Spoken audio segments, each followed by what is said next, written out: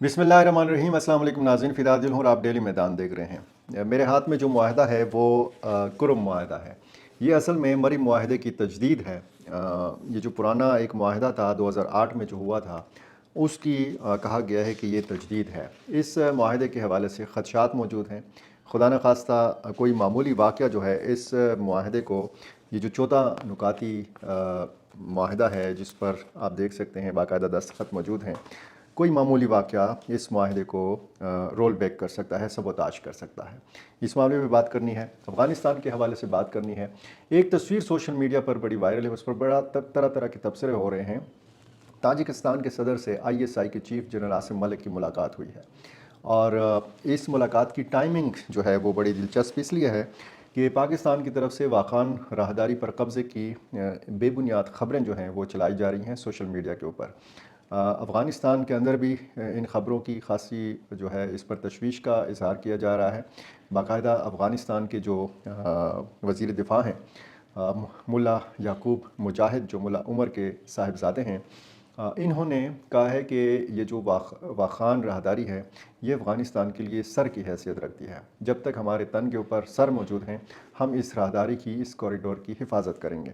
اور جس تقریب میں وہ یہ خطاب کر رہے تھے تو وہاں پر باقاعدہ تکبیر کے نعرے بھی بلند کیے گئے، بڑا پرجوش قسم کا ماحول تھا۔ ہوا دی جا رہی ہے افغانستان اور پاکستان کے تعلقات خراب کرنے کے حوالے سے۔ یہ جو کشیدگی ہے اس کو بڑھانے کی کوشش کی جا رہی ہے، اور اس میں انتہائی منفی کردار ہے میڈیا کا، سوشل میڈیا کا بھی۔ اس میں انڈین چینلز آپ دیکھیں، اس میں افغان ٹی وی چینلز آپ دیکھیں، اس میں پاکستان ٹی وی چینلز آپ دیکھیں، تو اس قسم کی بے بنیاد خبریں کہ پاکستان کو شاید یہ مشورے دیے جا رہے ہیں کہ اگر آپ کوریڈور پر، واخان راہداری پر اگر آپ قبضہ کریں گے تو آپ کے براہ راست سرحد جو ہے وہ تاجکستان کے ساتھ لگ جائے گی۔ چین ظاہر ہے کہ یہ نہ تو یہ ہونے دے گا، نہ پاکستان یہ چاہتا ہے، نہ پاکستان یہ کر سکتا ہے۔ کل کی ویڈیو میں نے آپ کو بتایا تھا کہ معدنیات سے افغانستان بھرا ہوا ہے، اور چین افغانستان کے ساتھ جو ایک دروازہ ہے وہ مستقل طور پر بند نہیں کرنا چاہے گا پاکستان کے لیے۔ گو کہ پاکستان کے ساتھ چین کے انتہائی اچھے تعلقات ہیں۔ سی پیک کا منصوبہ مشترکہ طور پر جو ہے وہ شروع کیا گیا ہے۔ اس سے دونوں ملکوں کو فائدہ ہے، چین کو بھی ہے، پاکستان کو بھی ہے۔ لیکن اگر بہت بھی عزیز ہے پاکستان چین کو، تو اتنا بھی عزیز نہیں ہے کہ وہ اس کے لیے اپنی جو 90 کلومیٹر کی سرحد ہے افغانستان کے ساتھ وہ بالکل ختم کر دے۔ جو لیتھیم اور کاپر کے ذخائر ہیں افغانستان کے اندر، ان پر نظریں ہیں، اور جس طریقے سے وسطی ایشیا تک ایک رسائی کا ایک راستہ ہے، اگر ممکنہ طور پر جو پاکستان کے حوالے سے کہا جا رہا ہے، یہ سوشل میڈیا کی جو مہم ہے اس کا مقصد کیا ہو سکتا ہے؟ اس کا مقصد ظاہر ہے کہ یہی ہے کہ جو واقعات ہوئے اس سے توجہ ہٹائی جائے، اور جس طریقے سے لوگ فلمیں دیکھتے ہیں اور اس میں پھر ہیرو کے ہاتھوں ولن کی ٹکائی ہوتی ہے تو پھر لوگوں کے جذبات کی تسکین ہوتی ہے، تو اس قسم کی خبروں سے جذبات کی تسکین جو ہے یہ ایک انتہائی عجیب و غریب قسم کی بات ہے۔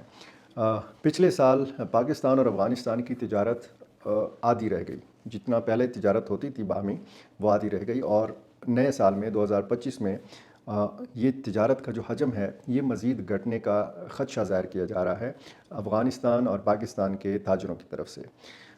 تو یہ کتنے افسوس کی بات ہے کہ دو ایسے ممالک جن کا دعویٰ ہے کہ جی ہم ہمسایہ، پڑوسی اور برادر اسلامی ممالک ہیں اور ہمارے دیرینہ تعلقات ہیں، تو دیرینہ تعلقات کو مزید فروغ دینے کی ضرورت ہے۔ دونوں ملکوں کے عوام کو ترقی کی شاہراہ پر ڈالنے کی ضرورت ہے۔ دونوں ملکوں کے اندر سکون ہوگا، امن ہوگا، تو دونوں ملکوں کے عوام کو، دونوں ملکوں کے لوگوں کو، دونوں حکومتوں کو، دونوں ریاستوں کو فائدہ ہوگا۔ بہرحال چیزیں بہت ہیں، تبصرے بہت ہو رہے ہیں، اور سوشل میڈیا کی تو دنیا ہی الگ ہے۔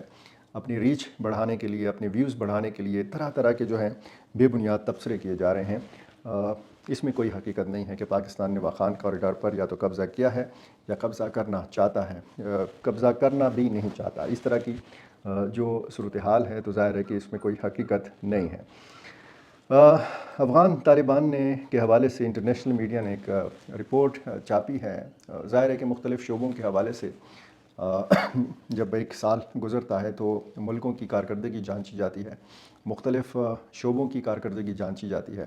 سفارتی جو کامیابیاں ہیں افغان طالبان کی، اس حوالے سے یہ بتایا گیا ہے کہ ایک تو مختلف ممالک نے افغانستان کے طالبان کے ساتھ سفارتی تعلقات بالکل منقطع کر دیے ہیں، جو ان کے سفارتی مشنز ہیں وہ بند کر دیے ہیں۔ لیکن اس کے باوجود ایک طالبان کے لیے اچھی بات یہ ہے کہ ایک تو 40 سفارتی مشنز جو ہیں یہ افغانستان میں موجود ہیں، فعال ہیں، اور 20 سفارت خانے جو ہیں یہ موجود ہیں کابل میں، غیر ملکی سفارت خانے۔ اب اگر آپ دیکھیں تو بیرون ملک سفارتی مشنز کی تعداد 40 ہے، اور اندرون ملک جو غیر ملکی سفارت خانے ہیں ان کی تعداد 20 ہے، تو یہ ایک اچھی پیش رفت اس حوالے سے ہے کہ دنیا کے کسی بھی ملک نے، کسی بھی پڑوسی ملک نے بھی، دنیا کے کسی دور دراز کے ملک نے بھی، اور کسی اسلامی ملک نے بھی آج تک افغان طالبان کی حکومت کو باقاعدہ طور پر تسلیم نہیں کیا۔ اس میں 30 جولائی 2024 کو افغان وزارت خارجہ نے 13 یورپی ممالک بشمول برطانیہ، Belgium, Sweden, Norway, Switzerland, Austria, Italy, یونان، فرانس، پولینڈ، کینیڈا، آسٹریلیا اور جرمنی کے شہروں بون اور برلن میں کونسلر خدمات کا اعلان کیا۔ اس کے ساتھ ساتھ ہالینڈ، اسپین، بلغاریہ اور جمہوریہ چیک میں جو سفارت خانے تھے ان کو غیر فعال قرار دیا گیا، اور ساتھ میں دیگر جو ممالک ہیں ان کے سفارت خانے بھی یہاں پہ کھلے۔ چین کے باقاعدہ سفیر کابل میں موجود ہیں، افغانستان طالبان حکومت کے سفیر باقاعدہ بیجنگ میں موجود ہیں۔ حال ہی میں سعودی عرب نے اپنا سفارت خانہ دوبارہ سے فعال کر لیا ہے کابل میں۔ تو یہ سفارتی جو کامیابیاں ہیں، یعنی دنیا تعلقات بڑھا رہی ہے افغان طالبان کے ساتھ۔ روس جیسے ملک نے دہشت گردوں کی فہرست سے افغان طالبان کو نکالا ہے، لیکن جو سب سے قریبی ملک ہے جس کے حوالے سے سب سے زیادہ توقع تھی کہ جب افغان طالبان برسر اقتدار آئیں گے تو ان کے سب سے زیادہ اچھے تعلقات پاکستان کے ساتھ ہوں گے، آج افغان طالبان کے سب سے زیادہ خراب تعلقات پاکستان کے ساتھ ہیں۔ اسلام آباد میں بھی یہ احساس پایا جاتا ہے، اچھی بات ہے کہ یہ تعلقات ٹھیک ہونے چاہیے۔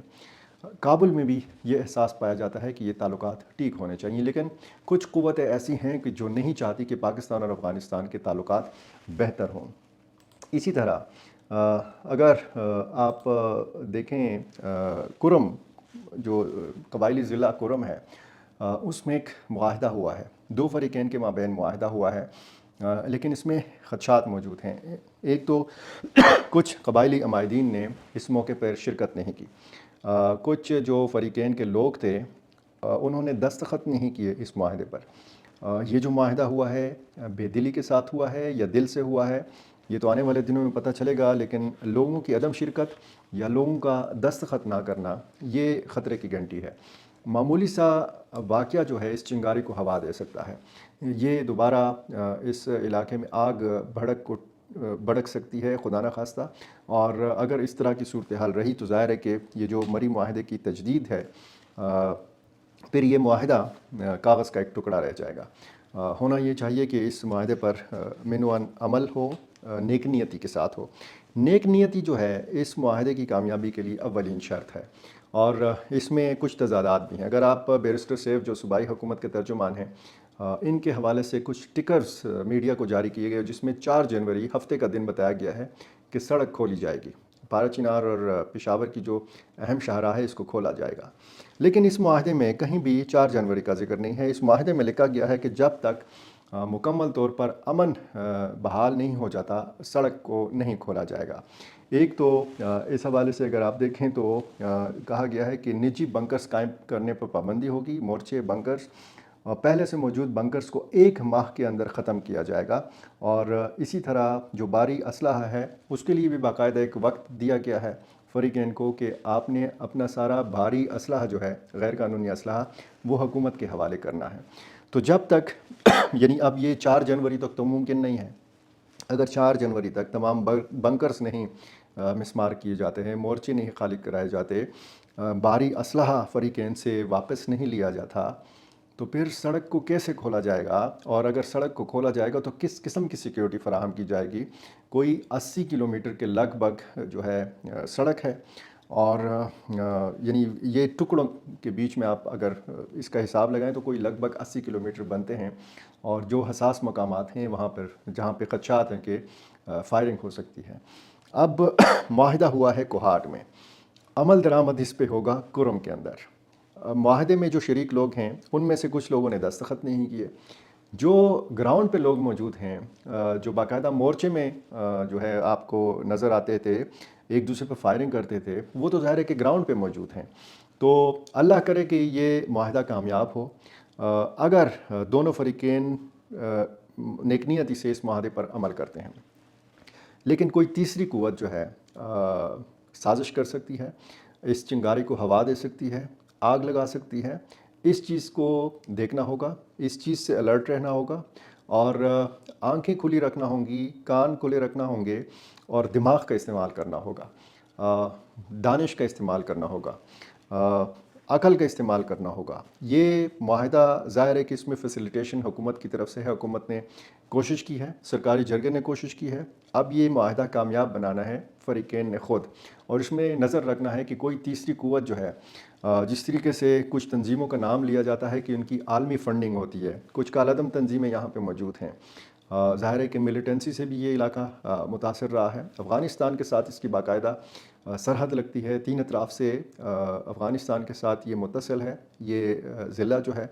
تو اس میں اگر بگن بازار جیسے واقعات آپ دیکھ لیں، وہاں پہ دکانوں کو جلایا گیا، وہاں کے لوگوں کو معاوضے کی ادائیگی، جو لوگ شہید ہوئے ہیں، ایک 11 اکتوبر کو واقعہ ہوتا ہے، اس میں 15 لوگ شہید ہوتے ہیں، ایک 21 نومبر کو واقعہ ہوتا ہے، اس میں 50 کے لگ بھگ لوگ شہید ہوتے ہیں، اور اس کے بعد بھی معاف کیجیے گا، اس کے بعد بھی واقعات ہوتے ہیں، اور 130 یا 135 کے لگ بھگ لوگ شہید ہو جاتے ہیں۔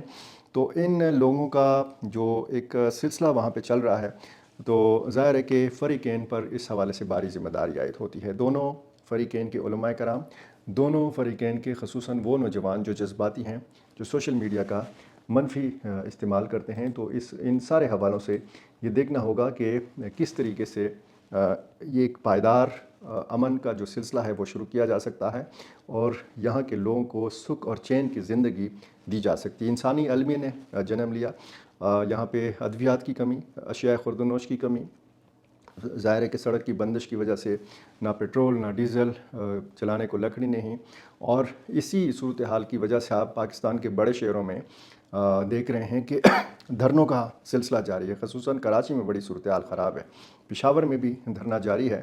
تو یہ دھرنے تب ختم ہوں گے جب ایک مستقل نیک نیتی کے ساتھ اس معاہدے پر عمل ہوگا، لیکن اس میں دیکھنا یہ ہے، حکومت نے بھی یہ دیکھنا ہے اور دیکھنا چاہیے کہ آخر کیا وجہ ہے کہ کچھ لوگ شریک نہیں ہوئے، آخر کیا وجہ ہے کہ کچھ لوگوں نے اس پہ دستخط نہیں کیے، آخر کیا وجہ ہے کہ لوگوں کو تحفظات ہیں، یہ تحفظات دور کرنے ہیں، اور فریقین نے بھی خود اس میں اپنا کردار ادا کرنا ہے، تب ہی یہ معاہدہ جو ہے یہ کامیاب ہو سکتا ہے۔ بہت شکریہ۔